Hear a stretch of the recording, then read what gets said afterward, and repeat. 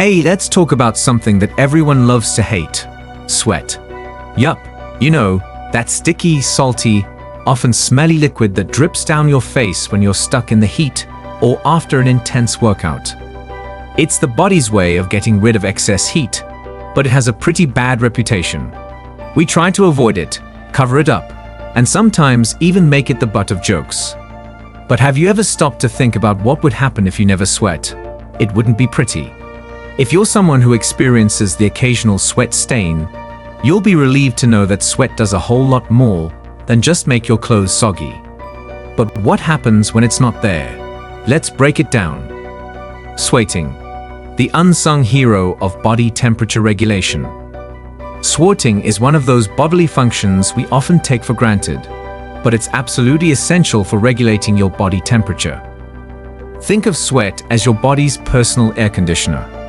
Whenever you get too hot, whether from a strenuous workout, a blazing hot day, or, let's be real, the pressure of a big meeting or stressful moment, your hypothalamus, the brain's thermostat, sends a signal to your sweat glands to start working. These glands then go into overdrive, producing sweat to cool you down. In fact, your body can produce up to 14 liters of sweat a day, which is roughly the equivalent of 2.5-gallon jugs of milk. This liquid evaporates from your skin, drawing heat away from your body and bringing your temperature back to normal. But what would happen if your body couldn't sweat? Without sweat, you wouldn't have an efficient way to cool down, and you'd be in serious trouble. Overheating would be a constant risk, leading to heat exhaustion and even heat stroke. Imagine the discomfort of trying to handle the heat without any cooling system. Your body would be in a constant state of battle, unable to regulate itself. It's pretty clear that without sweat, your survival in warm environments would be in jeopardy. Now let's take a look at what happens when this life-saving function fails. The nightmare of anhidrosis. No sweat, no cool down. The inability to sweat is called anhidrosis, and it's no laughing matter.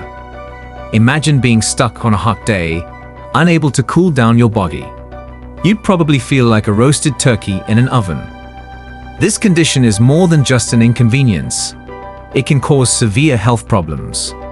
People with anhidrosis often face symptoms like muscle cramps, weakness, dizziness, and in extreme cases, heat stroke and heat exhaustion.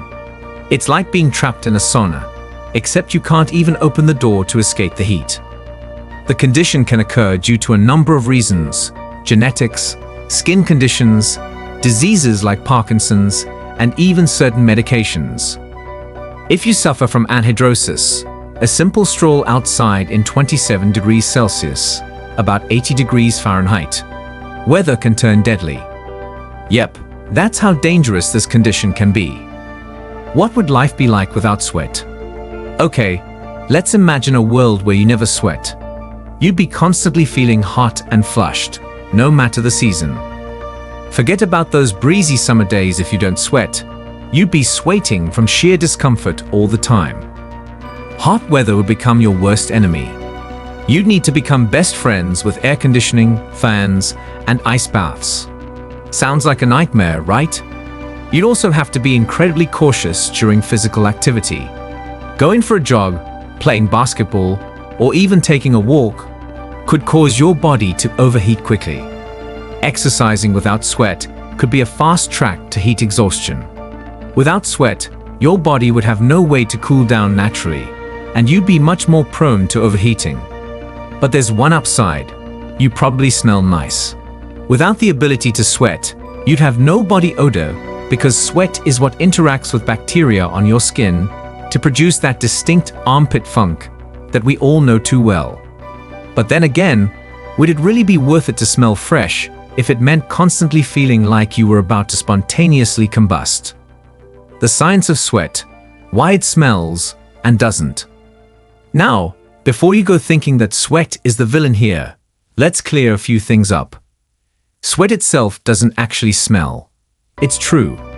Sweat is mostly made up of water, sodium salt, urea, ammonia, and a few other elements. This liquid is pretty much odorless when it first comes out of your pores. The real culprit behind sweat odor is the bacteria that live on your skin. There are two types of sweat glands in your body: eccrine and apocrine glands. Eccrine sweat glands are the ones that handle cooling your body, and this type of sweat doesn't interact with bacteria, so it's smell-free.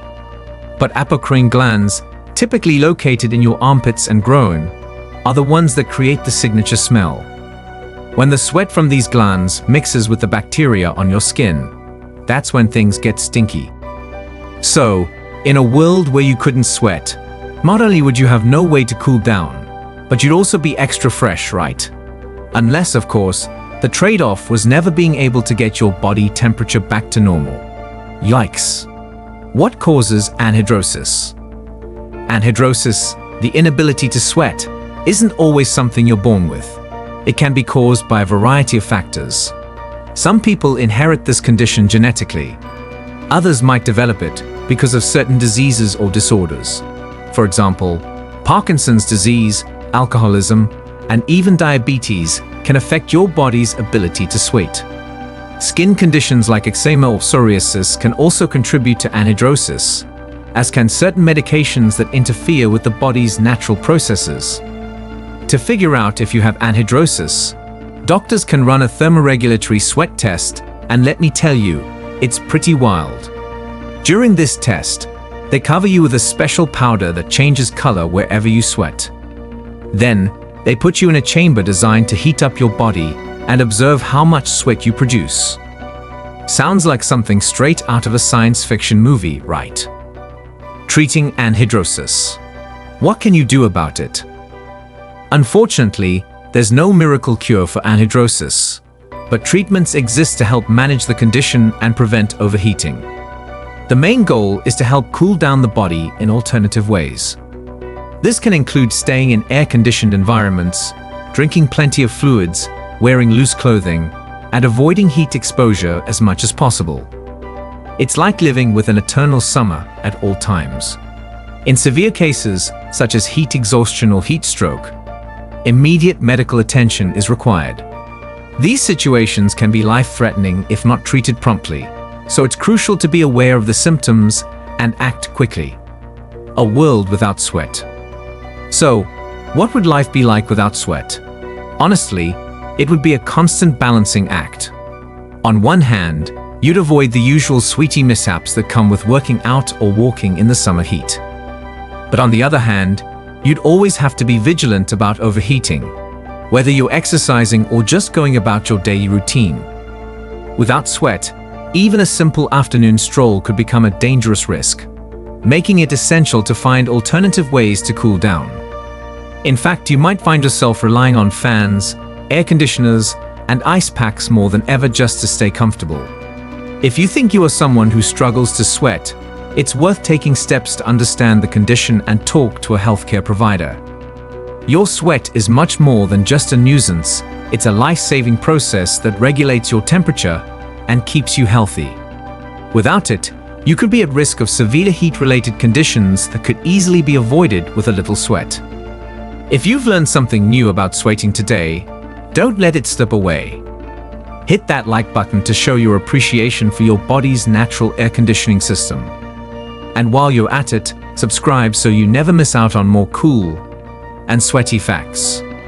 Got any burning questions or want to share your own sweat stories? Drop them in the comments below. Keep on thinking, keep on sweating, and as always, stay awesome.